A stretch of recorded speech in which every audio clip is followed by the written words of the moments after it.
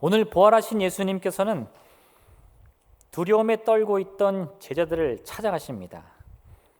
예수님이 십자가에서 달리신 모습을 본 이 제자들은요, 너무나 두려운 마음에 다 흩어져 도망을 친 다음에 함께 모여서 자기들이 있던 그 모든 집의 문을 꼭꼭 걸어 잠갔어요. 그런데 예수님께서 그들 앞에 나타나시더니 평강이 있을지어다 이렇게 말씀하십니다. 그리고 예수님의 이 말씀은 지금까지 그 제자들을 얽매고 있던 이 모든 삶의 운명들, 모든 두려움들, 걱정들, 염려들, 이 저주의 사슬이 다 끊어지고 완전히 새로운 삶의 이 목표와 소망을 주시는 그런 말씀이었어요. 예수님의 죽음을 받았을 때만 해도요, 제자들은 자신들도 다 끝났다 이렇게 믿었습니다. 이제 다 우리의 운명은 망했다. 절망감이 그 마음을 채웠고요. 그 눈에는 이제 아무것도 보이지 않게 됐습니다. 이 문을 걸어 잠갔다는 것은 완전히 다 낙심했다는 거거든요. 그런데 그런 이 제자들의 운명이 예수님의 말씀으로 바뀌는 거예요. 너희에게 평강이 있을지어다. 그 말씀으로요, 오늘 이 제자들의 삶은 완전히 뒤바뀝니다. 오늘 이 말씀을 자세히 살펴보면서 우리의 삶을 완전히 바꾸는 그 주님의 권세가 무엇인지 그 말씀을 함께 살펴보기 원합니다. 첫 번째는요, 우리가 이 예수 그리스도의 권세를 통해서 모든 두려움을 극복할 수 있습니다. 오늘 제가 반복해서 말씀드린 것처럼요, 예수님이 제자들을 만나자마자 가장 먼저 하신 말씀이 뭐냐? 평강이 있을지어다. 제가 이 장면을 곰곰이 되씹어봐도요, 이게 참 대단한 것 같아요. 왜냐? 제가 이제 아이들을 키우다 보니까 이 아이들에 대한 그 부모 교육의 그 세미나나 어떤 좋은 얘기들이 많이 듣거든요. 그러면 뭐 맨날 좋은 얘기 해줘라, 사랑해줘라, 참아라 하잖아요. 그럼 마음에 막 그런 소망이 넘칩니다. 이제 집에 들어가면 우리 아이들한테 사랑한다, 용서한다, 축복한다 이런 말 해줘야지. 그리고 띵동 하고 문을 열고 들어가잖아요. 난리가 납니다. 그러면 누가 이랬어? 그 말이 제일 먼저 나와요. 그리고 앞불싸. 제가 예수님이었으면요, 좀 가만히 안 뒀을 것 같아. 그 집에 들어가서 누가 너희들은 문을 잠그라 그랬어? 내가 부활한다고 몇 번 얘기했어? 2번 얘기했어? 3번 얘기했어? 찾아봐. 이렇게 했을 것 같은데 예수님이요, 평강이 있을지어다 말씀하시는 거예요. 왜요? 그게 정말 제자들을 향한 예수님의 마음이었기 때문에. 그래서 우리가요, 이 예수님의 부활에 함께 참여함으로 가장 먼저 누릴 그 주님의 권세가 무엇이냐? 평안을 누리는 겁니다. 할렐루야. 두려움과 평안은요, 서로 닮은 점이 있어요. 뭐냐? 미래를 바라보며 품는 마음이라는 겁니다. 사실 이 두려움도 과거를 보면서 두려워하는 사람 없어요. 아이고 그때 내가 죽을 뻔했지. 아이고 무서워라. 이런 사람들은 없어요. 그때 내가 죽을 뻔했지만 어휴 다행이다. 이렇게 생각하거든요. 그럼 왜 우리 마음에 두려움이 들어오죠? 미래를 보기 때문입니다. 미래에 내가 예상하는, 내가 걱정하는 그 문제와 염려가 다가올 것을 미리 생각해 보니까 마음이 두려운 거예요. 그럼 평안은 뭡니까? 내가 옛날에 참 잘 나갔지. 아이고 평안하다. 이런 사람들 없어요. 그건 다 후회의 말이죠. 정말 평안을 누리려면요, 미래 가운데 소망을 품으면 돼요. 다가올 그 미래가 걱정과 염려가 아니라 맑고 밝고 환한 모습이라는 것을 믿고 바라보는 사람은 그 미래를 바라보며 평안을 누릴 수 있다 이겁니다. 그래서 이 두려움과 평안은 한 끗 차이예요. 함께 미래를 바라보는데 똑같이 미래를 바라보면서도 어떤 사람의 마음에는 두려움이 가득하고 어떤 사람의 마음에는 평안이 가득합니다. 여호수아와 갈렙이 다른 10명과 함께 이 가나안 땅을 정탐하고 왔는데 그 두 그룹의 마음은 완전히 달랐어요. 다른 10명의 정탐꾼들의 마음은요, 낙심과 실망, 두려움으로 가득합니다. 그 땅은 분명 젖과 꿀이 흐르는 땅이 맞습니다. 하나님이 아주 비옥한 땅을 우리에게 준비해 주셨는데 문제는 뭐냐? 그 땅에 이미 살고 있는 사람들은 다 키가 크고 덩치가 크고 용사요 아주 귀한 무기들을 가졌는데 우리가 어떻게 이깁니까? 이거예요. 그래서 그 미래를 바라봤더니요, 이 10명의 정탐꾼들의 마음속에는 두려움이 가득합니다. 문을 걸어 잠그라는 거예요. 그런데 그 똑같은 미래를 바라보고 온 여호수아와 갈렙이 뭐라 그럽니까? 그 땅은 정말 젖과 꿀이 흐르는 땅인데 반드시 우리의 것이 될 것이다. 우리가 하나님만 거역하지 않으면, 그 약속만 끝까지 믿고 의지한다면 그들이 누구인든지 간에, 그들이 용사이든 싸움꾼이든 안악자손이든 다 우리의 밥이다 말하는 거예요. 지금 이 순간 우리가 함께 한 자리에 모여서 같은 공간에서 같은 예배를 드리고 있지만요, 우리가 무엇을 바라보느냐에 따라서 우리 마음 가운데는 평안이 있을 수도 있고요, 두려움이 있을 수도 있는 거예요. 그 차이는 어디서 오냐? 하나님이 누구는 사랑하시고 누구는 덜 사랑하시고 그런 차이가 아닙니다. 무슨 차이라고요? 지금 내가 바라보고 있는 미래가 어떤 모습이냐 이거예요. 그래서 여러분, 이 평안이라는 것은요, 우리 마음에 있는 믿음의 소망과 밀접하게 연관이 있는 거예요. 하나님이 왜 내게 평안 안 주시지? 왜 나에게는 평안 안 주시지? 한번 곰곰이 생각해 보십시오. 하나님께 여러분이 평안을 구하기 전에 여러분의 미래에 대한 꿈이 있으십니까? 그 찬란한 소망이 있으십니까? 할렐루야. 얼른 아멘 하셔야죠. 늦으면 안 돼. 그 없는 것 같잖아, 그죠? 네. 소망이 있으십니까? 그럼 다 있는 것 같잖아, 그죠? 그 소망이 있을 때 우리는요, 하나님께 구할 수 있는 거예요. 평안 주옵소서. 내 마음을 평안하게 하여 주옵소서. 하나님이 주시겠다고 약속하신 그 말씀들은요, 반드시 이루어집니다. 그 소망을 바라보는 사람은 그 눈에 어떤 환경이 보이든지요, 그 미래의 모습을 절망으로 낙심으로 채울 수가 없는 거예요. 그 땅에 안악자손이 가득하던 용사가 가득하던 그들은 우리의 밥이 될 수밖에 없습니다. 근데 그 소망 없이 그 땅을 바라보면 뭐가 보여요? 그들은 용사고 나는 메뚜기다. 이게 보인단 말이에요. 제자들은 불과 며칠 전 예수님께서 이 유대 제사장들의 손에 끌려가시고요, 로마의 군인들의 손에서 고초를 당하시고 십자가에 피 흘리며 죽는 모습을 봤어요. 그럼 이제 그들에겐 어떤 미래가 다가오겠습니까? 이제 그들은요, 그 예수님의 처참한 죽음이 곧 자신들의 운명이라고 생각했어요. 그 미래를 바라보니까 그 피 흘리심과 그 고통 속에 돌아가신 예수님의 모습을 마음에 담았더니요, 어떤 게 떠올라요? 나는 망했다 이겁니다. 나는 망했다. 그들은 두려움에 떨며 그 미래가 너무나 불투명하고 고통과 환난으로 가득할 것이라고 생각했습니다. 그렇게 굳게 문을 닫고는 그 저주받은 운명이 어떻게 해서든 자기에게 다가오지 못하도록 숨는 거예요. 근데 한번 생각해 보세요. 여러분, 그 운명이라는 게 문을 걸어 잠그면 피해 갑니까? 할렐루야. 애굽의 10번째 재앙이 내렸어요. 하나님이 죽음의 천사를 보내서 애굽의 모든 첫 소생들을 다 그 생명을 빼앗아 가시는데 문 걸어 잠그면 살 수 있다고 말씀하셨나요? 아니요. 여러분, 운명을 피할 수 없습니다. 운명을 피할 수 있는 유일한 방법은요, 그리스도의 보혈을 의지하는 것뿐이에요. 그 피가 증거가 돼야만 그 저주가 우리를 넘어가는 겁니다. 근데 제자들은 그것도 잊어버렸어요. 그래서 주님이 그들에게 오셔서 뭐라고 말씀하십니까? 평안. 너희에게는 평안이 있을 것이다. 평안이 있을 것이다. 왜요? 예수님께서 그 처참함 속에서 목숨이 다하여 운명이 끝난 것이 아니라 부활의 영광으로 다시 나타나셨기 때문에 예수님은요, 이 제자들을 처음부터 고통 속에 밀어넣기 위해서 그들을 부르신 게 아니에요. 내가 너희를 부를 텐데 너희 운명은 이제 도둑질 당하고 죽이고 멸망당할 것이다. 이렇게 부른 게 아닙니다. 그들의 찬란한 미래를 보여주시면서요, 다 그들이 하나님의 온전한 뜻 가운데 귀 쓰임 받는 복된 삶이 될 것이라고 부르시는 거예요. 그 찬란한 소망을 다시금 그 제자들의 마음속에 심어주시는 겁니다.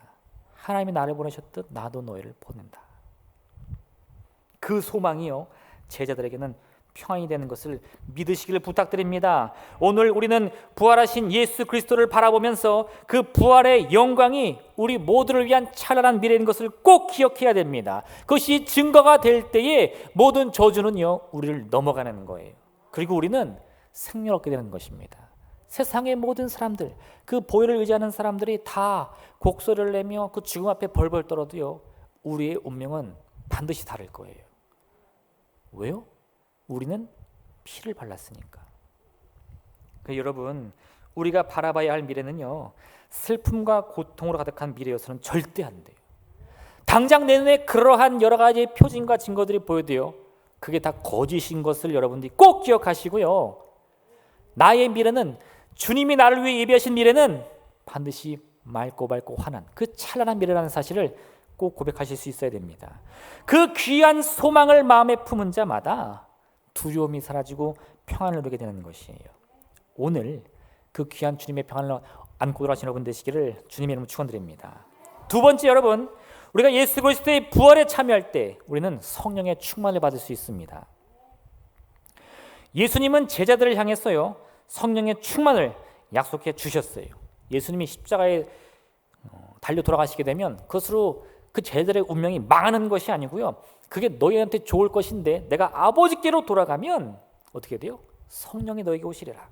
그러나 내가 너에게 실상을 말하노니 내가 떠나가는 것이 너희에게 유익이라. 내가 떠나가지 아니하면 보혜사가 너에게로 오시지 아니할 것이요, 가면 내가 그를 너에게로 보내리니 그가 와서 죄에 대하여 의에 대하여 심판에 대하여 세상을 책망하시리라. 이게 제자들에게 주어진 운명이었어요. 예수님이 십자가에서 죽으심으로 말미암아 제자들이 어떤 운명에 처해지느냐? 성령의 충만을 약속받는 운명에 처한 겁니다. 그래서 여러분, 예수님의 부활에 연합한다, 그것은 곧 우리가 성령 충만을 받는다, 그게 똑같은 말인 거예요. 우리가 예수님을 바라볼 때요, 이 성령 충만을 반드시 사모하며 바라봐야만 됩니다. 왜요? 그게 그리스도의 부활을 그냥 저 멀리서 바라보며 와 우리 예수님 최고 이렇게 구경하는 게 아니라 나의 것으로 만드는 방법이기 때문에 그래요.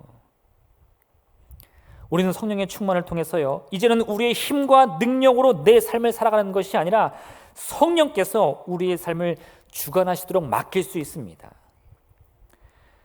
사도행전 3장 6절을 보면 베드로가 이르되 은과 금은 내게 없거니와 내게 있는 이것을 내게 주노니 나사렛 예수 그리스도 이름으로 일어나 걸으라, 이런 선포를 하는 장면이 나와요. 우리가 너무 잘 아는 말씀입니다.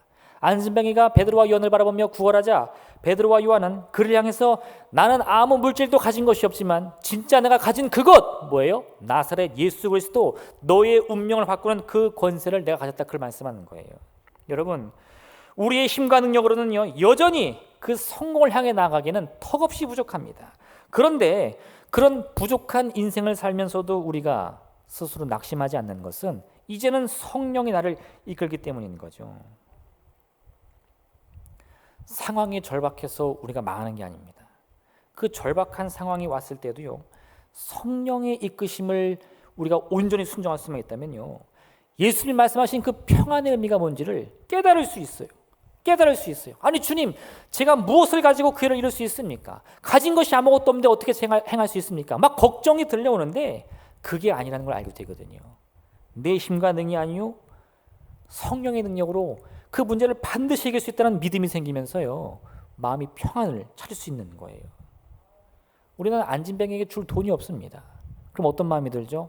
아유 불쌍해라, 가진 것이 아무것도 없네, 해줄 게 아무것도 없네. 그건 내 힘으로 사는 인생이에요. 줄 것이 아무것도 없지만 내게 성령의 권능이 있으니까 저 안진뱅이의 운명을 바꿔줘야겠다, 그를 이렇게 세워야겠다, 그에게도 생명 줘야겠다, 그의 저주의 사슬을 끊어야겠다. 그 꿈을 품을 수 있는 이유가 무엇입니까? 성령이 우리와 함께하기 때문인 것입니다. 여러분, 사람이요 아무리 비싼 음식 많이 먹어도요 때 되면 또 배가 고픕니다. 한번 집에 가서 여러분 상다리가 휘어지도록 이게 음식을 차려보세요. 그리고 그걸 다 먹는 거예요. 혼자 남 주지 말고. 먹으면 죽는다잉. 그리고 여러분 이제 다 드세요. 그럼 한 3일 굶어도 되나요? 한 끼만 굶어도 난리가 나죠. 우리의 배고픔과 목마름은요 물질로는 채울 수 없어요. 아무리 귀한 것을 먹고 아무리 귀한 옷을 입어도요 여전히 허기가 집니다. 갈증이 사라지질 않아요. 그런 인생의 저주를 끊을 수 있는 건 물질이 아닙니다. 환경이 아니에요. 이 안진뱅이가 바란 것은 뭐냐? 그저 이 배고픔 면하는 겁니다. 저기 가는 저 말쑥한 저 두 사람이 나에게 한 푼이라도 주면, 먹을 것이라도 주면 이 한 끼는 해결하겠다, 그거 바라면서 한 푼 줍시오 하는 거잖아요. 그걸로는 그 운명 바뀌지 않아요. 베드로가 만약 그 주머니에 은이 있거나 금이 있어서 그거 줬다면 그는 음식을 먹을 수 있었겠죠. 그러나 그는 여전히 그 저주받은 운명 속에서 평생을 한 푼이나 구걸하며 살아야 될 것이었습니다. 그런데요 베드로는 어떻게 하느냐? 그의 운명을 근본적으로 고쳐주는 거예요. 왜요? 그게 예수 그리스도의 부활에 함께 참여하는 방법이니까. 맛있는 음식 먹는다고 우리가 행복한 게 아닙니다. 좋은 옷 입는다고 행복한 게 아니에요. 우리 인생을 근본적으로 얽매고 있는 이 삶의 문제들, 그 인생의 저주들, 그걸 끊어내는 것이야말로 참된 평안이면 축복인 거예요. 그래서 그 부분을 만져주며 그의 이 아픈 다리를 고쳐주는 겁니다. 그 안진뱅이도요, 이제 그 성령의 능력으로 말미암아 그 운명이 바뀌는 거예요. 예수님의 제자들을 만남으로 말미암아 그도 나사렛 예수 그리스도가 누구인지를 알게 되는 거죠. 그리고는요, 평생 그 주저앉아서 지나가는 사람에게 손 벌리며 구걸하는 운명이 아니고 새로운 꿈, 새로운 소망을 바라보며 꿈꾸는 삶을 살 수 있게 되었다 이겁니다. 그와 같은 운명이 여러분에게도 허락되기를 주님으로 축원드립니다. 마음으로 꿈꾸고 믿음으로 바라면서요, 우리의 새로워진 운명을 바라보시길 부탁드립니다. 예수께서 대답하여 이르시되 이 물을 마시는 자마다 다시 목마르려니와 내가 주는 물을 마시는 자는 영원히 목마르지 아니하리니 내가 주는 물은 그 속에서 영생하도록 솟아나는 샘물이 되리라. 할렐루야. 성령과 함께 산다는 것, 그것은 바로 이 영원한 생명수가 우리 안에서부터 솟구친다는 것을 의미하는 것입니다.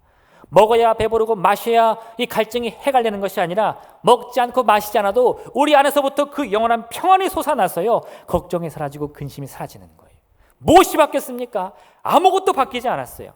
아무것도 변하지 않았습니다. 여전히 환경은 문제 가운데 문제로 가득하고요, 우리 인생도 여러 가지 절망으로 가득합니다. 근데 내 안에서부터 솟아나는 그 생명의 물이 나의 갈증과 배고픔을 해결해 주는 거예요. 이를 위해 뭐가 필요하다고요? 성령의 충만을 위한 간절한 소망이 필요합니다. 구하라 그리하면 너에게 주실 것이요, 찾으라 그리하면 찾아낼 것이요, 문을 두드리라 그리하면 너에게 열릴 것이니 구하는 이마다 받을 것이요, 찾는 이는 찾아낼 것이요, 두드리는 이에게는 열릴 것이니라. 하나님은 우리에게 약속해 주셨어요. 아니, 우리 육신의 아비일지라도 그 자식에게 늘 좋은 것 주는데 하물며 하늘 아버지께서 왜 우리에게 좋은 것 주시지 않겠느냐. 찾고 구하고 두드리면요, 반드시 우리에게 그 은혜가 임할 줄로 믿습니다. 그래서 여러분, 예수님의 부활과 함께 연합한다, 어려운 게 아니에요. 성령의 충만을 삼아하십시오. 하루는 한 여인이요, 엘리사를 찾아왔습니다. 그 여인이 엘리사에게 호소를 하는데 자기의 남편이 이 엘리사로부터 가르침을 받던 제자였다는 거예요. 그런데 얼마 전에 죽었습니다. 남편이 죽으니까 이 여인의 집이 갑자기 어려워진 거예요. 빚쟁이들이 찾아와서는 그 두 아들을 빚값 대신에 데려가겠다는 겁니다. 너무 절박해가지고 엘리사에게 뛰어왔어요. 엘리사가 이 여인에게 묻습니다. 네가 가진 게 뭐가 있냐? 여인이요, 저희 집에 아무것도 없는데 그릇에 담긴 기름 한 병이 있습니다. 이렇게 말하는 거예요. 엘리사 듣더니 그럼 이제 너는 마을로 내려가서 어떻게 해서든지 그릇을 빌려라. 조금 빌리지 말고 아들과 함께 가서 할 수 있는 한 최대한 많이 빌려라. 여인이 그 말 듣고 온 동네방네 다니면서요, 그릇을 빌리는 거예요. 그릇을 빌려 갖고 왔더니 이제 어떻게 합니까? 그 한 병 남은 기름을 그 빌려온 그릇들에게 다 따르는 거예요. 첫 번째 그릇에 따라서 그 그릇이 다 차면 두 번째 그릇에 따릅니다. 그게 다 차면 세 번째 그릇에 따릅니다. 근데 가만 보면 이 병에 들어있는 기름이 얼마 없을 것 같은데 첫 번째 병이 다 차고, 두 번째 병이 다 차고, 세 번째 병이 다 차고, 네 번째 병이 다 차고, 자꾸 차는데도 기름이 마르질 않아요. 그 신기한 마음에 계속 기름 붓다가 이제 어머니가 아들에게 병 다 찼다, 그릇 내놔라. 그랬더니 아들이 뭐라 그래요? 어머니, 그릇이 떨어졌습니다. 그랬더니 어떻게 돼요? 붓던 그릇에서 기름이 똑 떨어지는 거예요. 여러분, 그 여인이 준비한 그 그릇의 개수가 우리 믿음의 크기예요.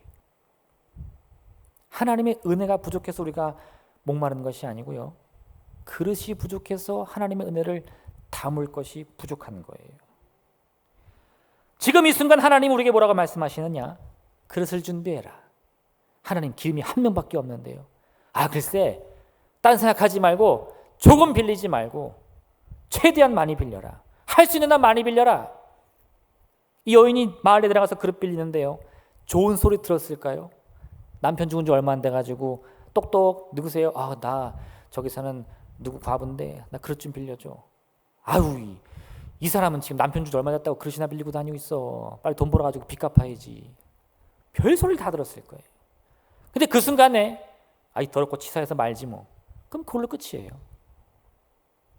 여러분, 간절한 마음은 바로 이와 같습니다.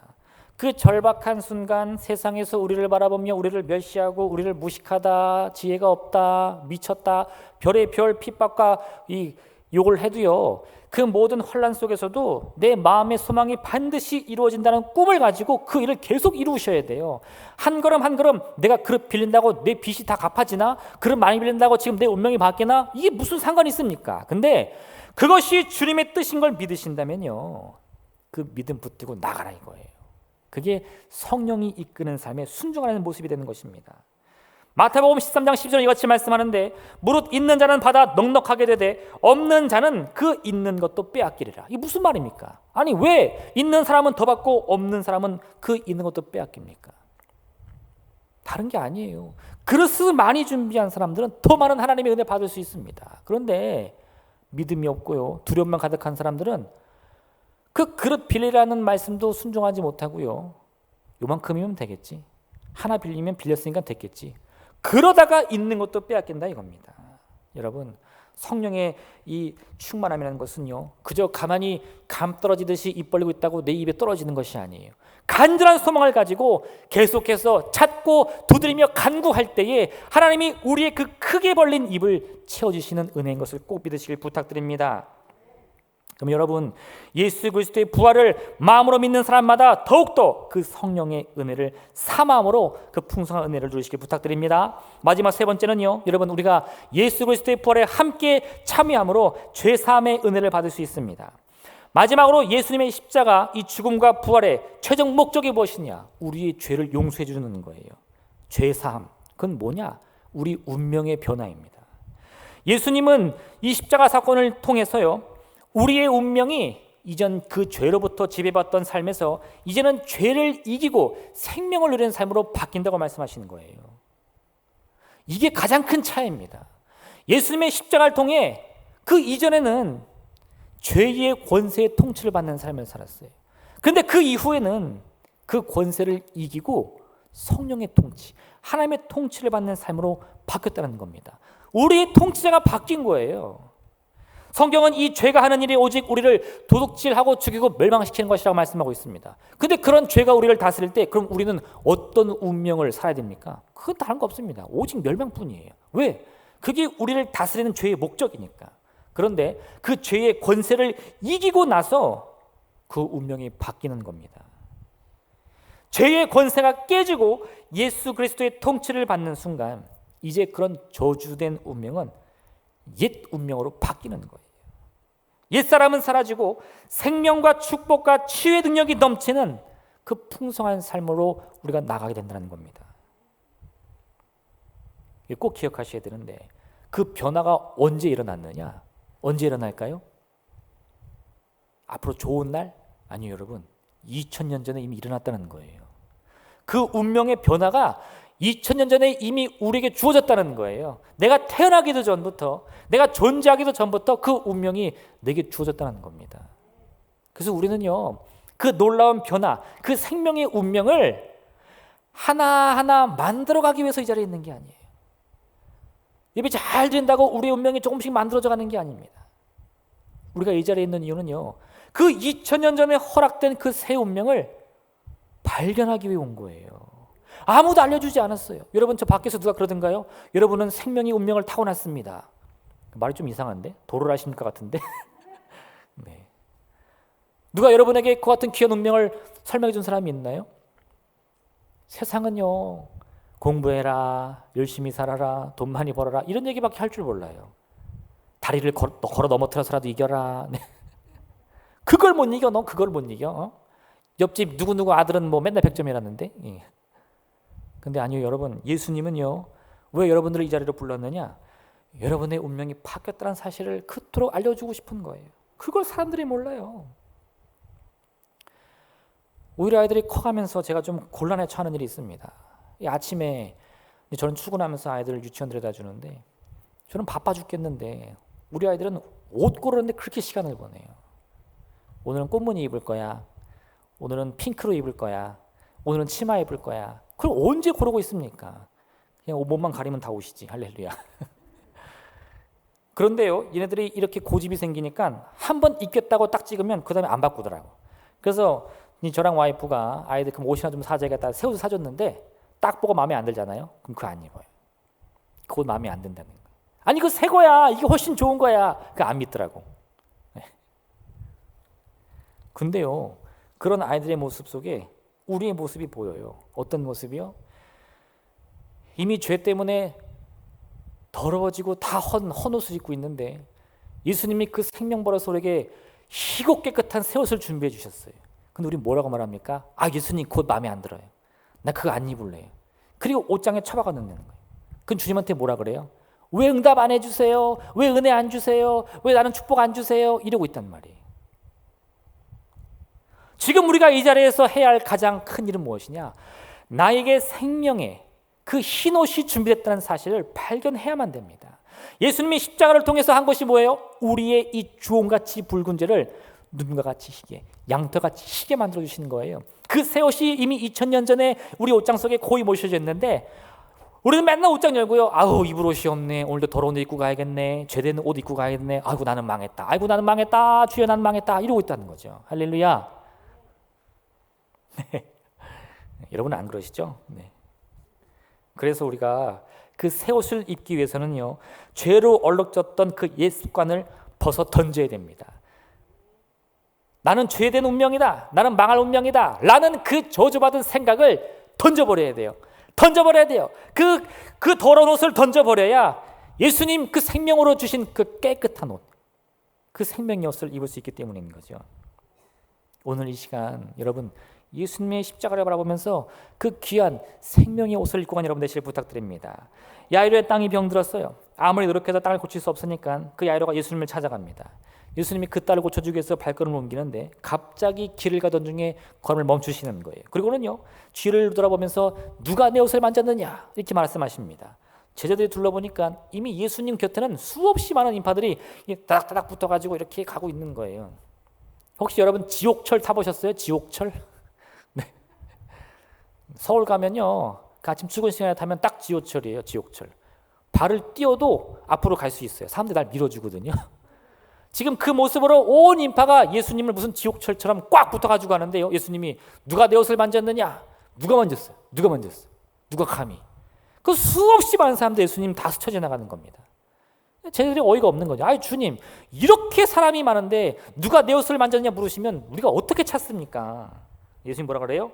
내가 손을 댄 자가 있도다. 이는 내게서 능력이 나간 줄 알미로다. 12년 동안 혈루증으로 고통받던 여인이요, 고민을 했습니다. 이 병을 도대체 어떻게 고침받을 수 있을까? 이 운명을 어떻게 바꿀 수 있을까? 에라 모르겠다. 나는 망했다. 그럼 죽는 거예요. 그런데 꿈을 꿉니다. 나사렛 예수라는 분에 내가 소문을 들었는데 무슨 병이든 고친다더라. 귀신도 쫓아낸다더라. 하나님의 아들이라더라. 그래? 그러면 내가 그분께 가면 병 낫지 않을까? 그 수많은 사람들 앞에서 내가 병자인 것을 밝히면 부정한 년이라고 쫓겨날 텐데 몰래 가서 옷자락이라도 만져야겠다. 몰래 가서 옷자락이라도 만지면 내 병 반드시 나을 거야. 그 꿈을 가서요, 그 수많은 인파들 다 비집고 들어가서 아무도 모르게 예수님 옷자락 만지는 거예요. 뭐라고 말씀하시죠? 따라 안심하라. 내 믿음이 너를 구원하였느니라. 여러분, 그러니까 이 말을 오해하면 안 되는데요, 그 여인의 믿음이 그 병을 고쳤다는 뜻이 아니에요. 하나님이 그 여인의 운명을 이미 새롭게 바꿔놓으셨는데 그 여인이 그것을 믿기로 작정했더니 병 고침 받았다 이겁니다. 수많은 사람들이 주님의 옷자락 만지면서 주님의 은혜를 구했습니다. 근데 아무도 그 능력을 받지 못했어요. 왜요?